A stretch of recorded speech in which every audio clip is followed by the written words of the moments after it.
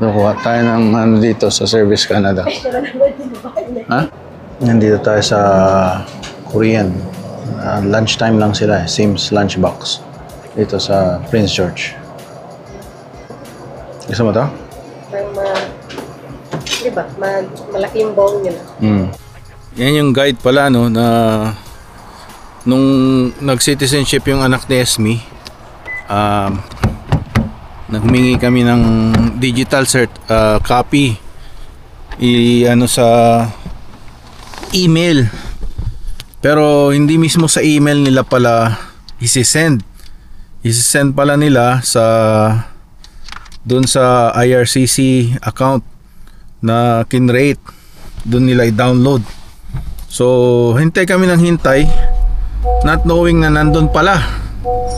So ngayon, after a couple of weeks, na-realize niya, oh, di ba may IRCC account kang ginawa? Sabi ko, I guess, ako lang naman guide lang naman ako na gumagawa nun.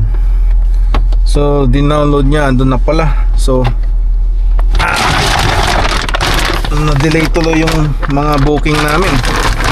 Ibang Canadian passport, ganyan, no? So, we'll see how it goes. Punta kami sa Service Canada at kausapin namin kung paano, kasi kailangan din ng social insurance number yung anak na Esming babae para sa magtrabaho ng part-time. Alright, mag tayo.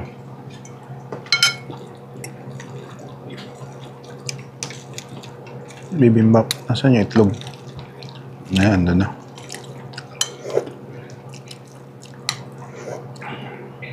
Kompletos ricados ang bibimbap.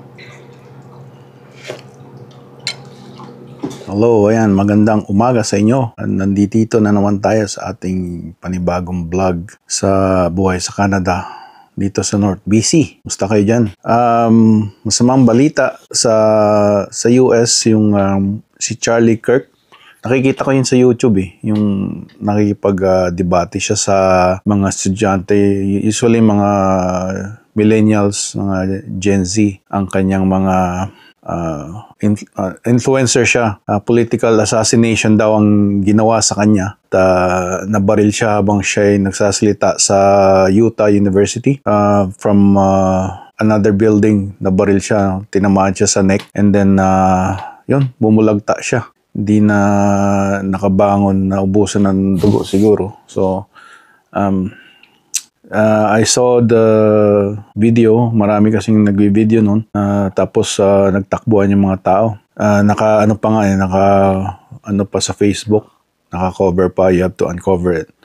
But then now, hinahanap ko, wala na.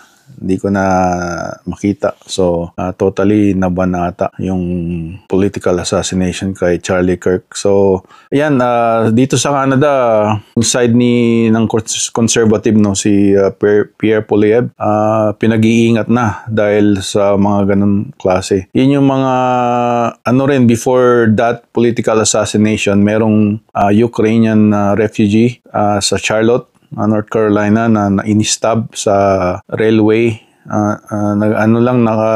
Yung 14 ang nag-stab sa kanya 14 times na ex-convict na pinalabas sa catch and release din. Parang yung sa liberals dito sa Canada, no. So, nakakahalubilo sa mga society yung mga ex-convict na yon. So, I don't know why. It's for political gain sa side ata nila, no? I have to do some research on why that is, na bakit nakakalabas ang mga ganong klaseng convict na 14 times na convict, tapos nakakalabas ng bail. So nung nakikinig lang ng music yung babae na 23 years old na Ukrainian refugee, tapos may pocket knife, tapos sinaksak niya sa leeg. Hindi na, binler out na pero pa rin nung nakita kong yung tinuloy nila, binler out lang yung pagsaksak. Tapos nung reaction ng babae, parang horror na buhay pa siya. Tinignan niya ang kanyang yung demonyo sa harap niya, tapos nag-cover siya ng mukha niya, alam niya ata mamamatay na siya, umiyak siya, tapos nawalan siya, ang dami ng dugo. So yun, at sabi pa nung may video doon sa rail transit na sabi pa niya oh, I got that white girl, parang ganun. Tapos may nakakita sa kanya, oh, you're bleeding bro, sabi ng itim. Kala sa kanya galing yung blood, pero dun sa niya, no, sa knife na hawak-hawak niya. Tapos nakawala pa, at large pa ata. Tapos yun, rin si Donald Trump, nag-react din dun. Tama lang na baguhin ng sistema sa mga ganong klaseng criminal. It's not against yung race to race, ganyan, no. It's about civil law and rule of law, tsaka society as a society, like act as a human being, right? Yun ang ating pagtatandaan. Iba't iba man ng ating mga kulay, tayo yung mga tao at human being pa rin na dapat makipagkapwa tayo sa isa't isa. Hindi yung porket iba yung kulay ng skin niya, ganun.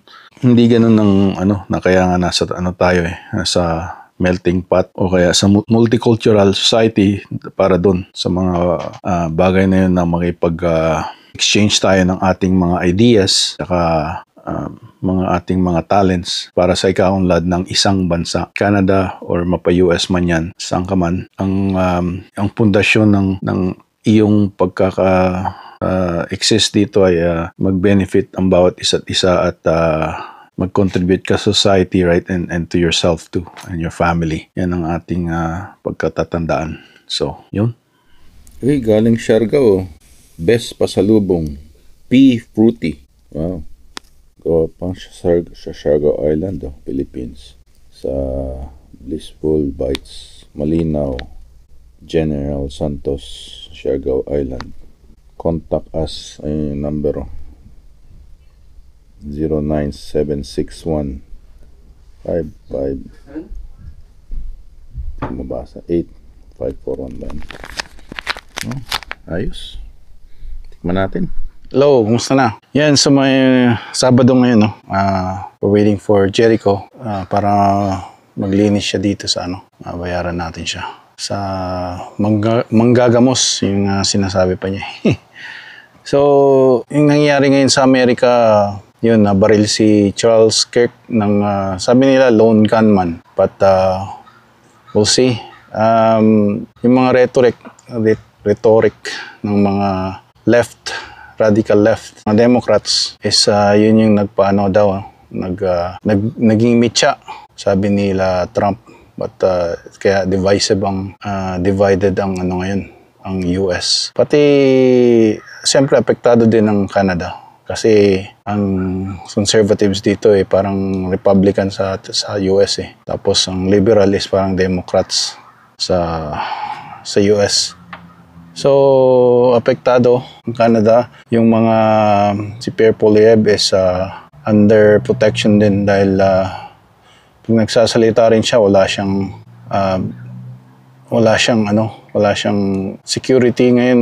Yung mga huling araw nung nagsalita siya after ng assassination murder ni Charles Kirk, na siya, yung mga security na, pati si Daniel Smith, tsaka yung mga conservative bloggers, kailangan ding protektahan. Yun. So, yun. Ano ba? Yun yung mga sinasabi din ng mga radical left, Democrats or liberal, gaya ng pagkukumpara kay Hitler si Trump tsaka si Elon Musk. Ganyan, no? Hindi naman na ginagawa yun. Kasi lalo lang nagiging fuel sa fire sa mga kabataan, lalo na yung mga nag-gaming, yung 22 years old na pumatay, may nilagay siya na message dun sa casing niya, catch fastest. Yung ibig sabihin parang kinukumpara nga kay Hitler, right? O fascist. So, Elon Musk, sila Trump, tsaka yung mga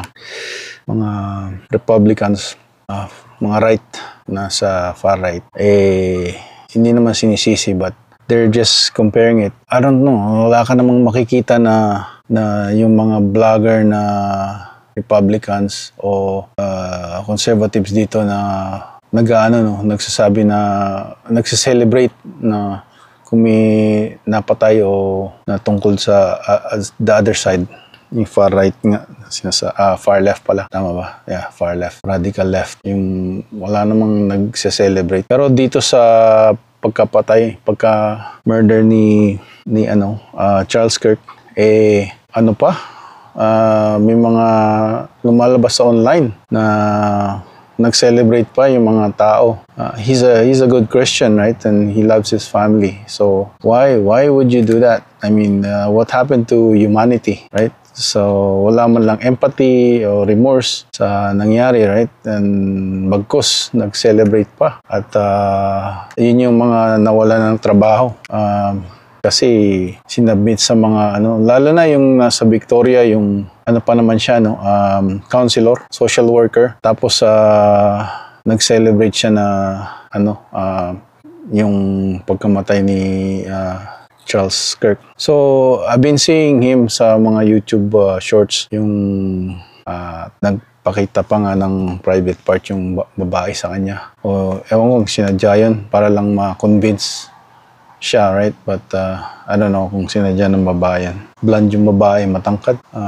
Nasa online yun. I-search na lang. Ayokong ilagay. So anyways, yeah, Charles Kirk is a very good 31-year-old na batang-bata pa. Pati yung pumatay sa kanya, batang-bata rin. So, anong nangyari sa mundo, no? Sana maging gabay ito.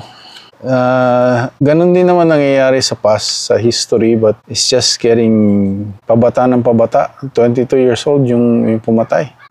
Yung iba minsan, yung mga school shooting, mga kapwa nila, estudyante. So, kailangan nating madisiplin ang ating mga kabataan. At ako, napalo ako nun nung kabataan ko. So, I end up okay naman. Hindi naman ako nag-iisip ng mga ganung bagay. So, we'll see, sa mental health siguro din ng mga tao nowadays sa mga nangyayari.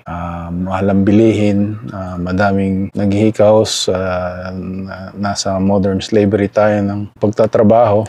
Right? So, yeah, yung time mo is not yours kung bayad ka ng kumpanya, right? So, yun ang sinasabi ko, mag-ano tayo ng entrepreneurship, ng financial freedom. So, shout out kay Life with the Coronels, yung last vlog niyang for financial freedom, kasi nga paparent nila yung previous na property nila, tapos kumuha sila ng mas malaking property sa Richmond. Mahal ang mga property sa Richmond, sa Lower Mainland. Dito sa North BC, tumataas na rin, but yung ganung presyo siguro na condo townhouse malaking single detached na dito makukuha mo. So, but the only thing is you have to endure the winter harshness. Sa winter, nagma-minus 35. Mayroong 3-4 days lang naman. But regardless, gano'n pa rin. Lumalamig pa rin ng husto. So, yun. Nandito na lang muna. At susunod na vlog, tatali.